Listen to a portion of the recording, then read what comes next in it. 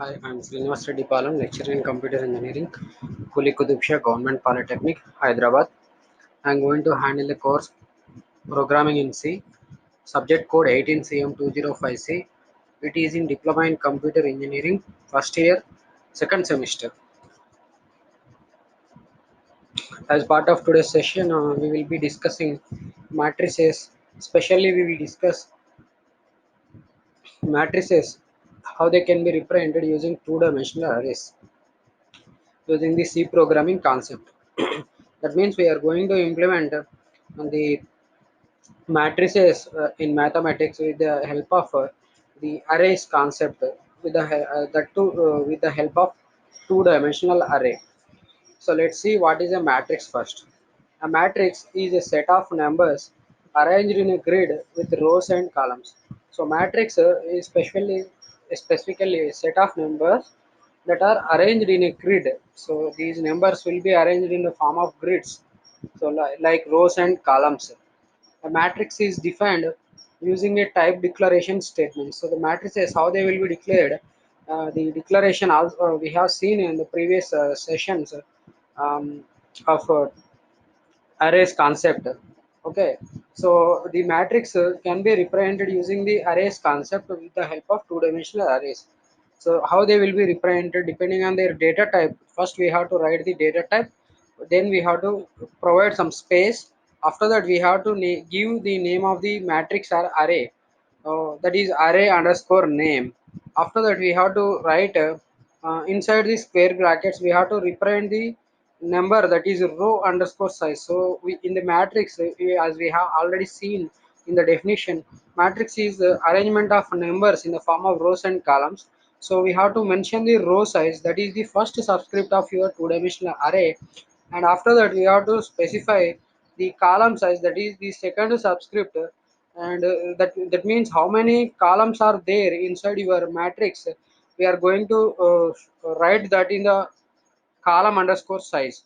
Okay, suppose a matrix which is an integer, whose name is integer, suppose we have an array which is a two-dimensional array whose name is matrix, and its contents are integers, and it has three rows and four columns. Then it can be written with the help of the declaration, that is int space matrix of 3 4. So that means it is a two-dimensional array whose name is matrix, and it stores the integers, and it has three rows and four columns. So in every row we have four columns, or also we can say that in each and every column we have three rows. So how they will be represented is shown in this particular slide. We can see that it is a rectangular arrangement, where we have rows, row 0, row 1 and row 2. Inside each row 0, row 1 and row 2, we have four numbers stored in it. So the contents of first row are four numbers. Those are 4 1 0 2, which is first row of your matrix, and the second row is row 1, that is minus 1 2 4 3, and row 3, in it we have 0 minus 1 3 and 1. We can see the rows are represented starting with the subscript 0 1 2. It is a particular notation that is used in C programming concept. When we represent arrays, the first row will be represented with 0, after that 1, after that 2, that means up to size minus 1. So here in this case we have three rows, so the size will start from 0, and it will end at row 2. But basically their number of rows are 3. They will be starting from 0 and ending at size minus 1, that is number of rows minus 1, that is row size minus 1. And columns, we can see the columns are totally 4 in this matrix, and we have the column starting from 0 and then ending at 4 minus 1, that is number of columns, column underscore size minus 1. So the total number of rows are 3 and total number of columns are 4. In each row we have four values stored. So up to 3 rows we have, and in each row we have four values. So total size of this matrix is 12 integers stored in it.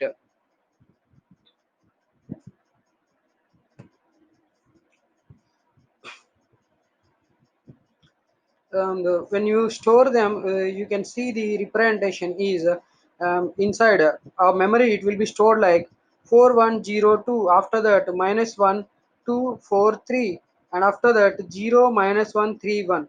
In the memory it is contiguously stored like this.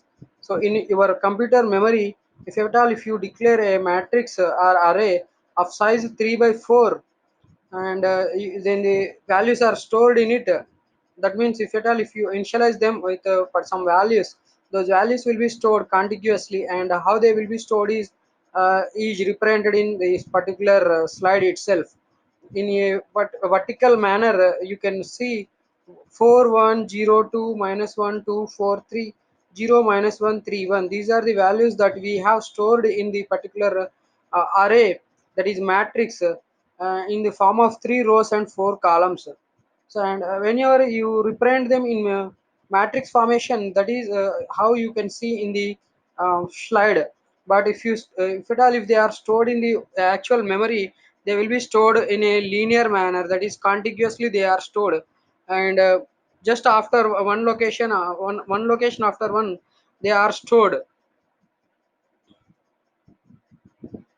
Now let's see how to access these array elements.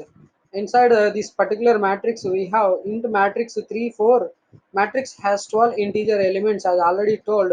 In each row we have 4 elements. So in particular first row we have 4 elements, second row we have 4, and in the third row also we have 4. 4 plus 4 plus 4, totally making 12 integer elements. Matrix 0 0 element in first row and first column. So if you want to access the first element in this particular matrix, it can be accessed with the this format, that is matrix of 0 and 0. So which means first row first column element is there, that will be accessed now. And if you were to access last element in this last row and last column of your matrix, it can be accessed with a matrix of 2 3. So the last row is second row, and last column is third index. Basically, the indexes are starting from 0 for row and column. That's why we have the last row as 2 and last column as 3 in the place of subscripts.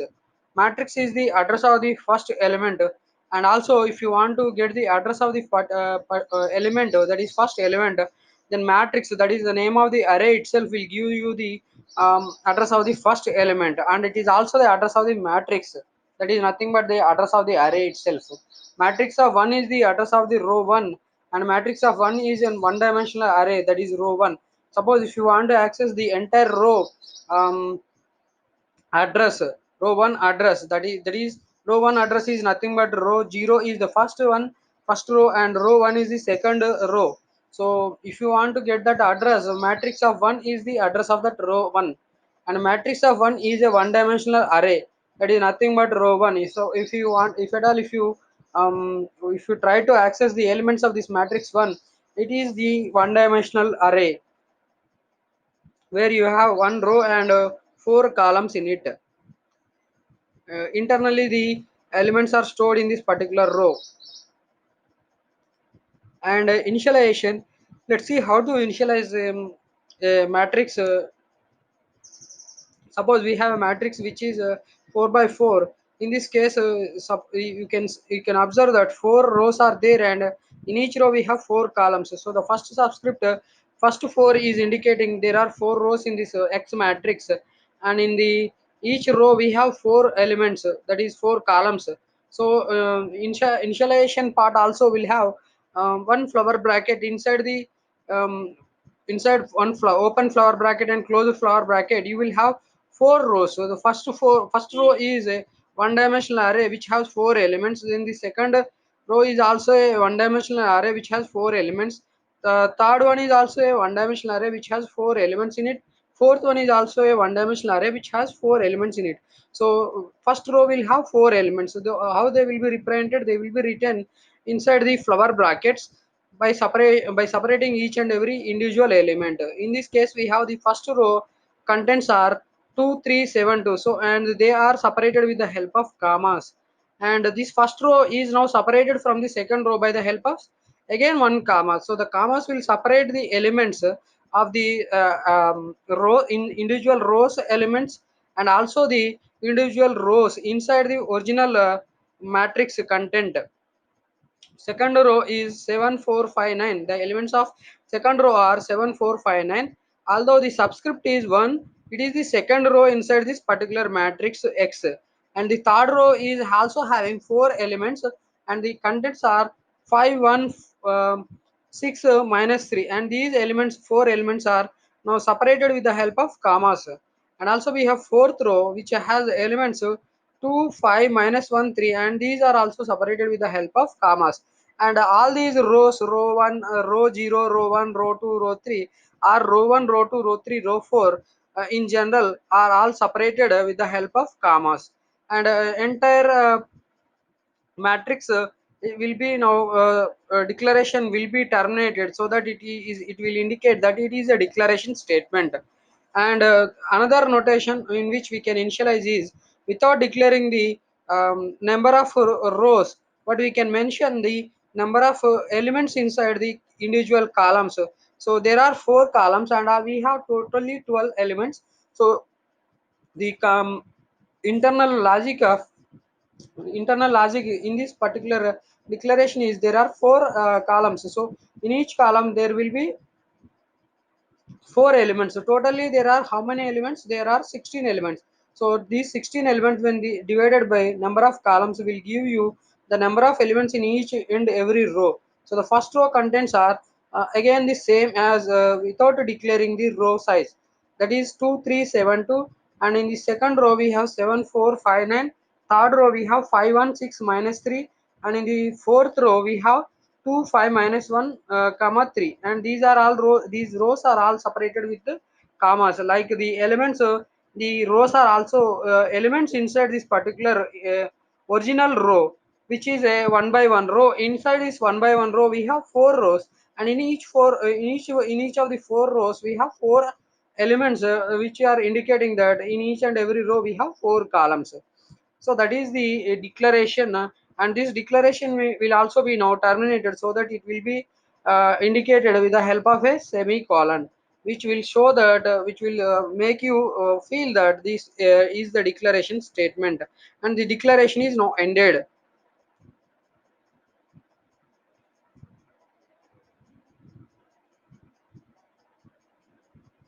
Now let's see how to initialize by the row. Okay, int I comma j comma matrix of 3 4. So this is a matrix which has 3 rows and 4 columns. So first of all you have to write one for loop, so that you can create the number of rows. And for rows the size is 3, that means it will have 3 rows. So the for loop, outside for loop is for the purpose of creating the rows, and inner for loop is for creating the number of elements inside the individual row. So there are 3 rows. The first row is starting with subscript 0, then second row will be started with subscript 1, third row will be started with subscript 2, and after that it should terminate. So your for loop conditional statement should be written like I less than 3. Since we have written I is starting from 0, the conditional statement should end just after reaching I value as 2.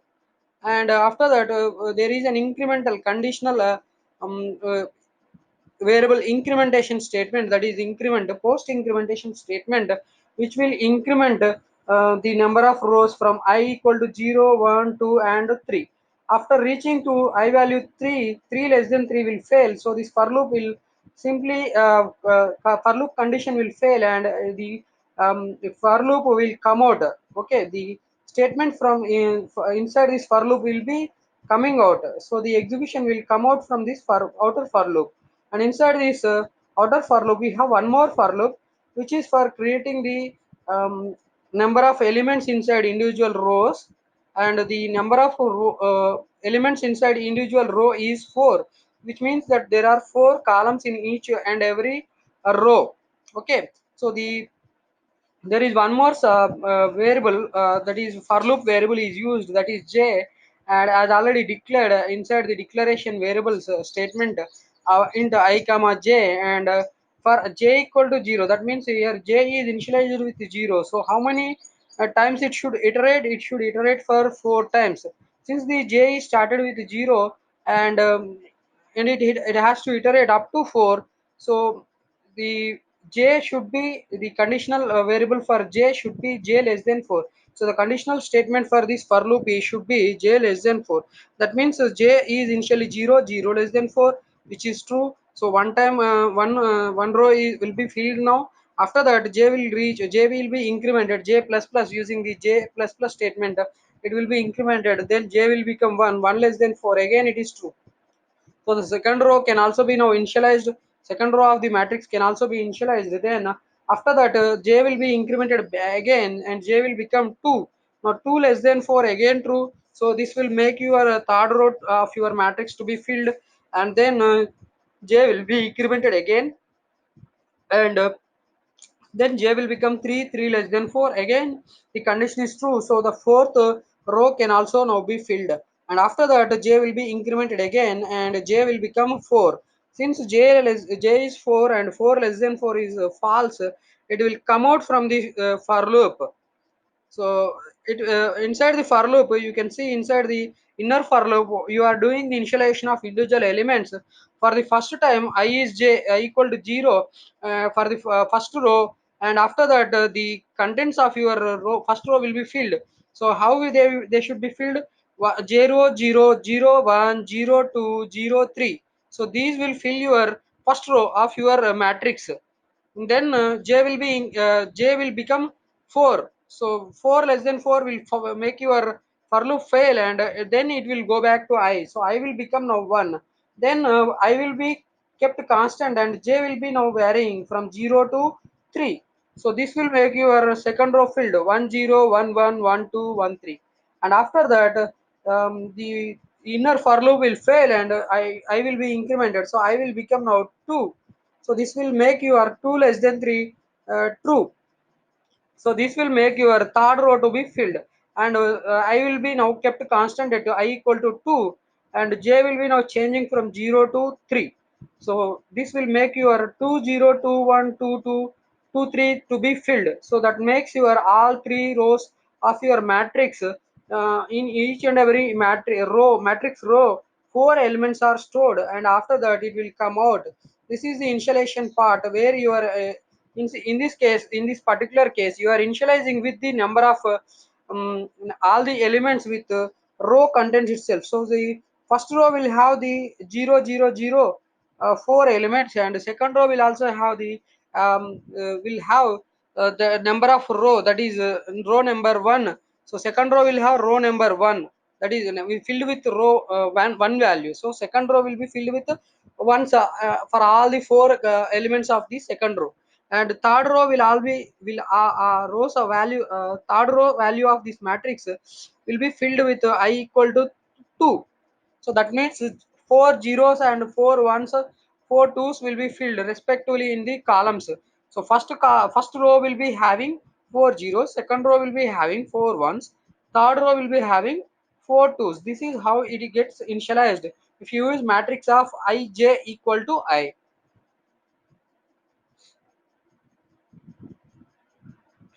So this is how you can see the I is indicating the number of row number, that is I will be 0 for the first time, I will be 1 for the second row, and I will be 2 for the third row, and 0 j will be for 0 1 2 3. So first if you want to access the first element, it will be accessed with 0 0.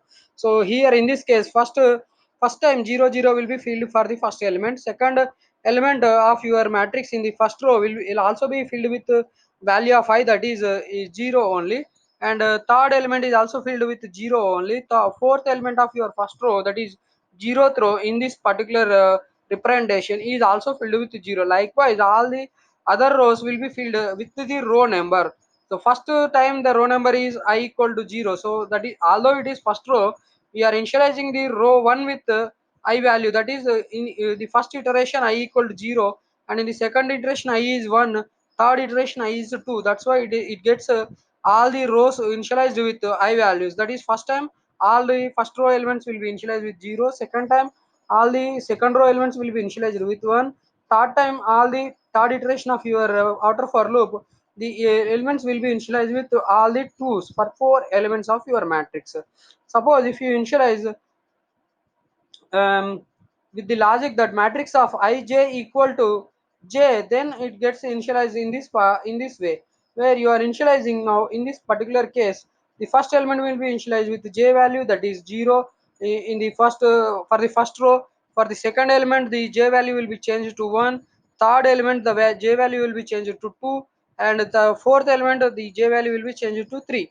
Again, I value will be changed, so I will become 1.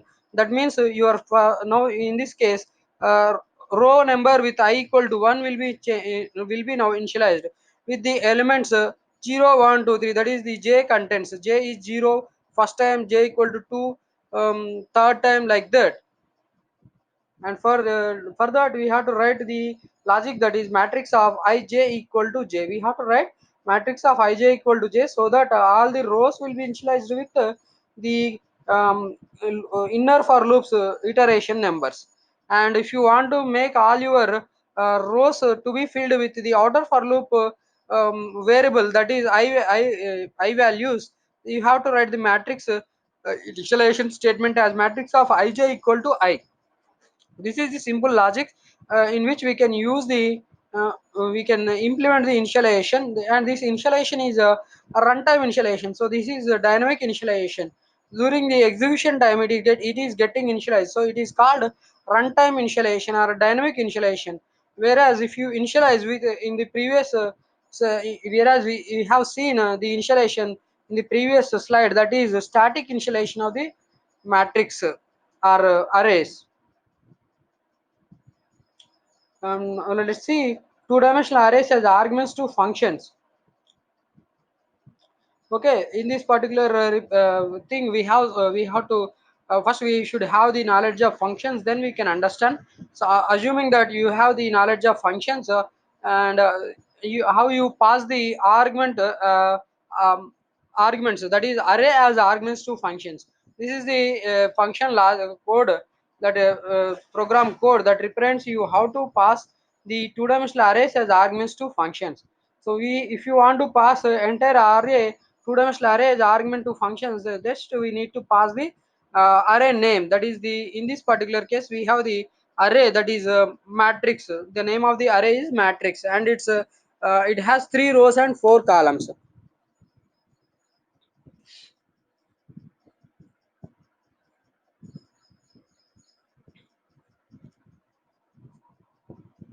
So let's see the code snippet once. Um, that is the content that may be inside the main function. Int ij matrix of 3 4. So there are 3 rows and 4 columns, and we are initializing with the previous logic. That is, we are initializing all the rows with the row numbers. That is, for the first row it is 0, second row it is 1, and third row it is 2. So the contents of your first row will be 0 0 0 0 4 zeros, and second row will be 4 ones, third row will be 4 twos. And then after this initialization part, we are simply passing for a function, that is a print underscore m. It is a function. To this function we are passing this two-dimensional array as argument, and we are also passing the row size and column size as the other arguments for this particular function, print underscore m. And the function, the definition of this print underscore m, inside the function definition we can see argument, the actual argument is matrix, and formal argument is int m square bracket, empty square bracket, and we have 4 inside the column size. And after that we have int r int c. So the row will be initialized, that is r will be initialized with 3, and c will be initialized with 4, and m will be initialized with the address of your matrix. So now the m will point to your matrix that you have created. And inside this function we have 2 variables we use, that is I and j. These are local to this particular function, print underscore m, which doesn't have anything related in relation to the logic that is inside the main function. okay, and I comma j, and we have the logic that is for I equal to 0, I less than r, I plus plus. So I r will be initialized with 3, so r will be set to 3 and c will be set to 4.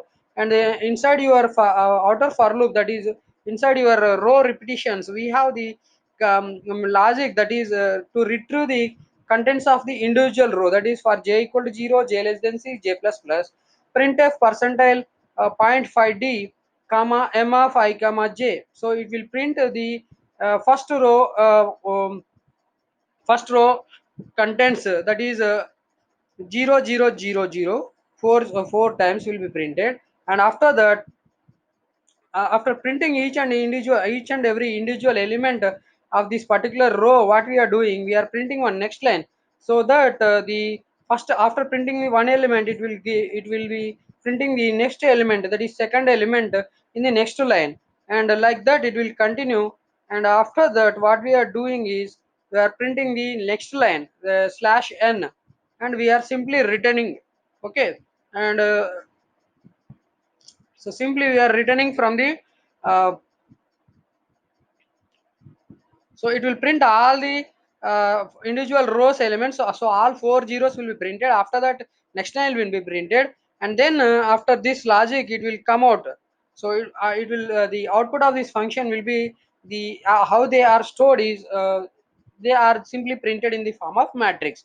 In the first row of your matrix you will have four zeros, and after that you will have four ones. Okay, and after that you will have four twos. Okay, these are the number of rows and elements, how they will be printed. Okay, this is the function that will print the matrix contents in the form of matrix. Okay, sorry, it will print the array contents in the form of a matrix, where it will have three rows and four columns. So inside every row there will be four elements, and in this particular case, since the matrix is initialized with row numbers itself, for the contents of your row 1, it is initialized with all zeros, four zeros, and then in the for second row it has all four ones, third row will be having all four twos, so it will print in this particular format only.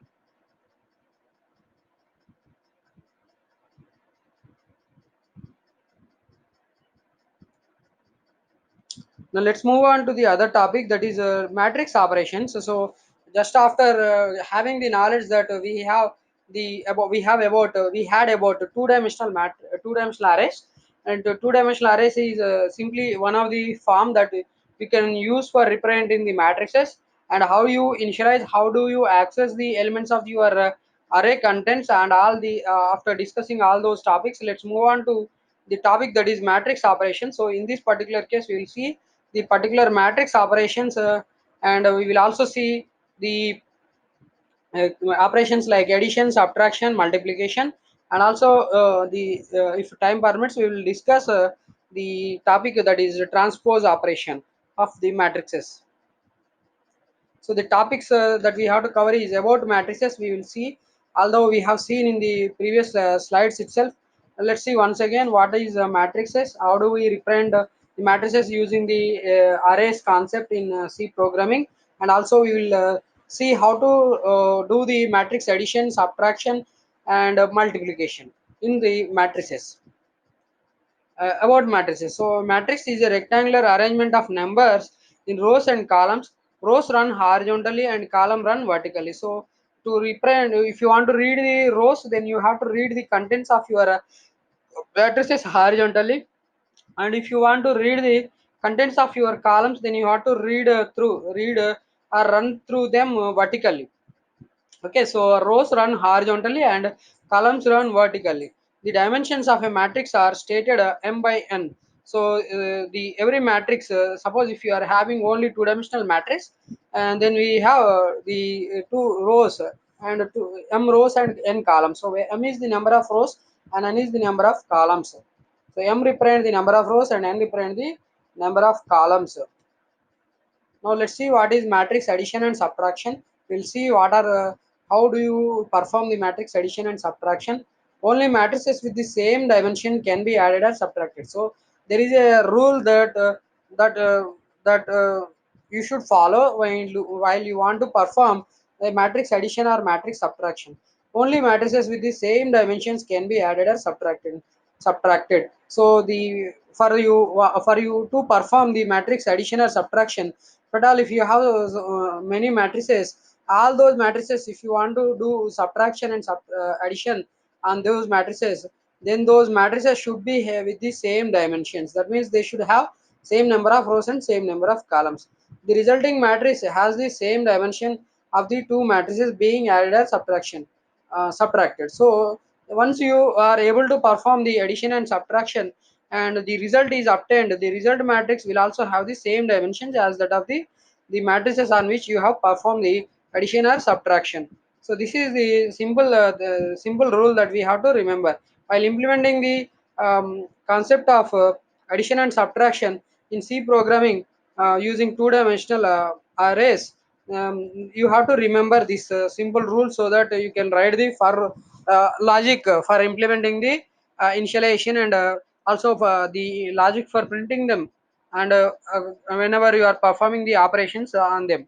Okay, so example of matrix addition. So this is a simple example where you are performing the matrix addition. So first matrix is the first row has 2 minus 2 0 4, second row has 3 minus 10 12, and third row has 3 minus 2 minus 2. So this is the first matrix, and to this we are adding the second matrix whose contents are with the same dimension each, and you can observe these two matrices are with the same dimension. The first matrix is with 3 by 3 dimension, and also the second matrix is also with the same size, that is 3 by 3, and then you will be able to perform the addition on these. So the second matrix contents are minus 4 6 0, and second row is minus 15 2 minus 4, third row is 6 7 1. When you add them, corresponding elements should be added in each matrix. So corresponding element position in the first row and the second row, in both first and second row, corresponding elements at correct corresponding position should be added. Suppose if you want to add first element of your first matrix in first row and first column, then you should add this first row first column element of first matrix with this first row and first column of second matrix. So in this case you have to add minus 2 plus minus 4, that will make you give minus 6. Then if you want to add the second element of your first row of first matrix and second element of the first row of second matrix, then you have to add 0 and 6, which will make you can see the thing in the slide. Okay, we have added 0 and 6, then we have added 4 and 0, likewise we have added 3 and minus 15, then we have added minus 10 and 2, then we have added 12 minus 4, and then we have added 3 and 6, that will give 3 plus 6, then we have added minus 2 and plus 7.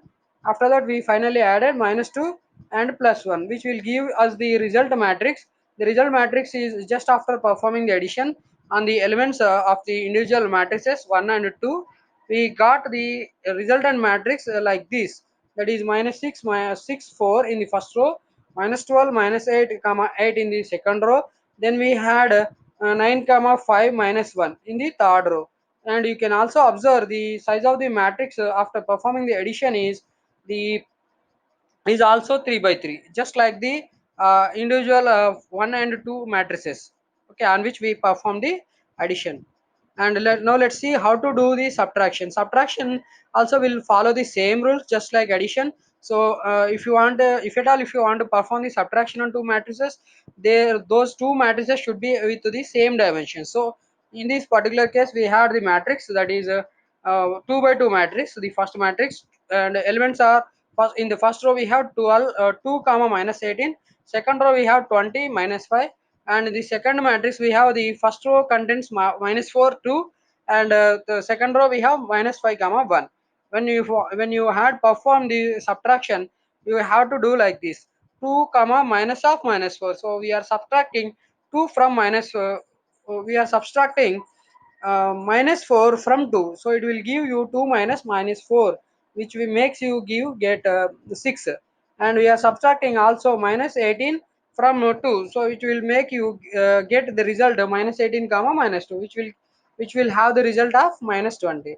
And then we are subtracting 20 from 20 we are subtracting minus 5, so 20 minus of minus 5, which will give you 25, then we have to subtract minus 5, 1 from minus 5, so which will give you minus 5 minus 1, that will make you minus 6.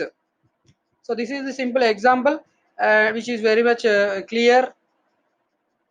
And we have now matrix sum. One more example, okay. One more example for matrix addition or matrix summation, and it is the exercise also. It is just like an exercise which we can go through once you study these slides, okay. uh, you can see the result, and you can very well verify the result of these matrix additions.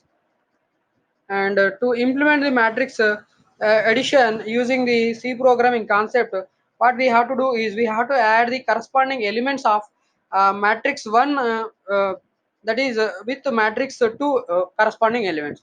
So how do you get the elements of your matrix 1, that is matrix 1 of I comma j. So we have to add the ith row and jth column element of matrix 1 with ith row and jth column of matrix 2. And when you add these two, the result obtained will be assigned to the ith row and jth column of sum, that is the resultant matrix, that is summation matrix. So we have matrix 1, matrix 2, and sum is for the addition of matrix 1 and matrix 2. And as you understand, as you already know the initialization, how you can do the initialization of matrix 1 and matrix 2, the we can straight away go to the addition part, where we can see that the outer for loop is implemented for the number of rows to be iterated, that is number of rows to be iterated in this particular case is 3, that is the number of rows for matrix 1, and also equal to matrix 2. So each of these matrix 1 and matrix 2 are with the same dimensions. Number of rows and number of columns are same for matrix 1 and matrix 2. So number of rows it should be iterated up till 3. And inside this particular number of row, we should have 4 elements. So the outer inner for loop inside this outer for loop will have to be iterated from j equal to 0 to j less than 4. So if at all if it is iterated, then you will get all the rows and all the columns elements contents. So just after performing the addition, that is sum of ij equal to matrix 1 of ij plus matrix of 2 of ij, it will be repeated for all the number of elements of your first row, that is for the first time it will be iterated for the I equal to 0, then it will be iterated for I equal to 1, and I equal to 2 also it will be iterated. And whenever I will become 3 less than 3, so it will exceed the number of rows that are present in the individual matrices, and it will jump out from the addition logic, okay. So by this way it will give you the solution of matrix additions, okay. Let's see how to exchange your two rows, okay. So in this particular case we are exchanging the row 1 of your matrix, that is only a single matrix, okay. We have a single matrix, and in the single matrix now we want to exchange the row 1 with row 2, okay. Row 1 sorry, the row 2, that is subscript number row equal to 1, okay. Subscript is 1, but row number is 1, okay. Row number is 2, okay. Subscript is 1 but row is 2. Second row of this matrix should be exchanged with fourth row of the same matrix. So this is called transpose, okay. So in the transpose logic, what we will do, we will exchange the first row with the first column, second row with the second column, third row with the third column. Suppose we are having a matrix A, and if you want to do interchanging of the row contents with the column contents and column contents with row contents, just we need to implement the logic like this, okay. So there will be two matrices. The first matrix for the transpose function, we will pass one argument, that is first matrix, and we will also pass the second function, second row, second matrix. Okay, for the first row, the sizes are number of rows and number of column, and for the second matrix, that is second array, the number of rows will be equal to number of columns for the, and number of rows of your first matrix will be now equal to the number of columns of your second matrix. That is what we will exchange the number of rows and number of columns. That is how we will implement the transpose logic. So if you see inside this transpose function, we declare two variables I and j. Now what we will do, transfer values to the transpose matrix. So from A matrix, that is the original matrix, we will transfer the contents of your original matrix to the transpose matrix. Okay.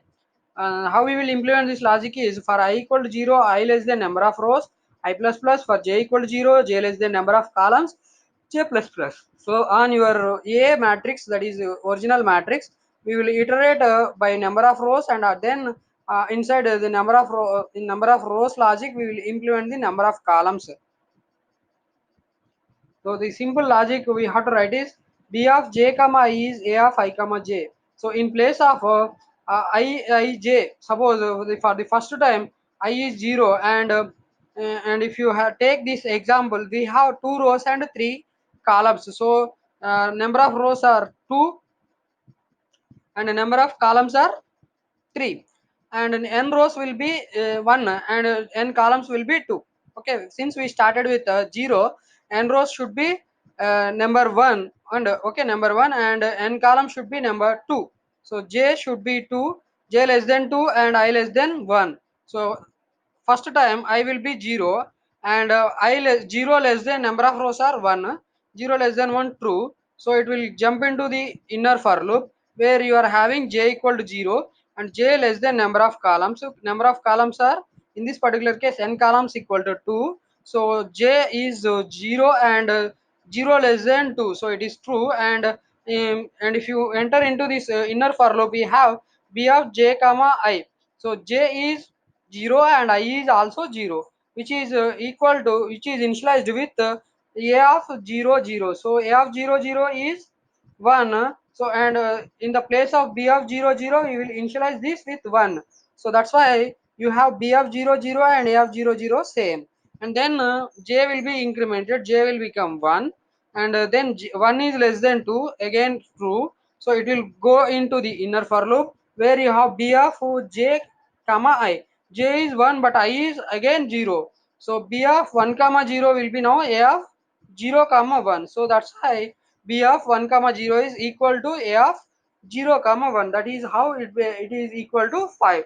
So b of 0, a of 0 1 is equal to b of 1 comma 0, or b of 1 comma 0 is equal to a of 0 comma 1. And then your j will be again incremented. So j will become now 2, 2 becomes less than 3.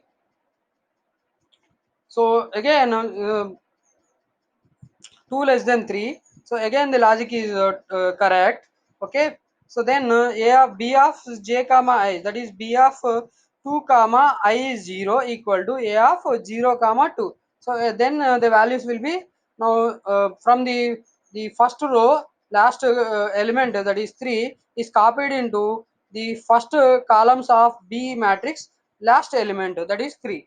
Like how, like this it will be iterated for the second time when I becomes 1 also. When I gets incremented, when once it completes the first row of your original matrix A, it will move to the second row. That time I will become 1, 1 less than 2, so it will become true. And then it will enter into the inner for loop for j equal to 0, j less than 3, so it is true. And j plus plus will not be done now, but it will since the condition is true, that is j is 0 and j less than 3, again it becomes true. And then b of j comma I, that is b of 0 0.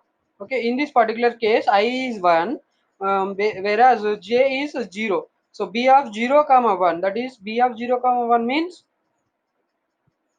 second column's first element, that is will be equal to a of 0 comma I is 1, j is 0, a of 1 comma 0. That means it will be copied from the first row of second row of your matrix A, will be first element. Okay, second row's first element will be copied into second column of your B matrix first element. So it will be copied like 4 2 6 like this. Okay, this completes the transpose logic. Then we will see the matrix multiplication and all other logics in the next session.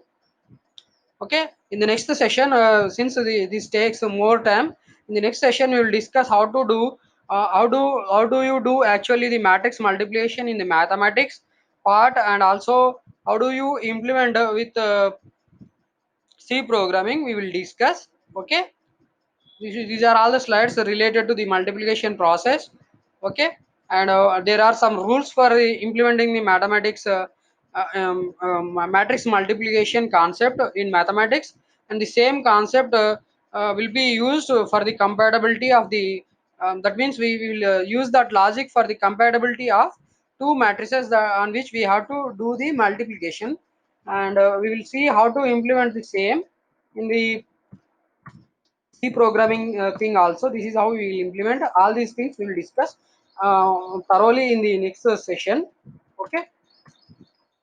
This is also the same example which implements you the matrix multiplication in the using C programming arrays concept. Okay.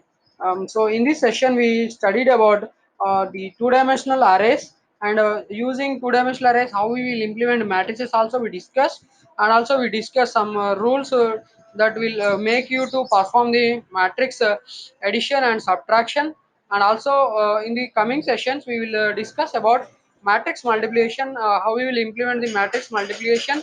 Then we will use this logic of matrix multiplication knowledge, and using this knowledge we will use the concept of arrays, two-dimensional arrays, and using these two concept, that is matrix multiplication concept and two-dimensional arrays initialization concept, etc. We will implement the matrix multiplication using C programming constructs, that is for loop statements. Thank you. This completes the session for today.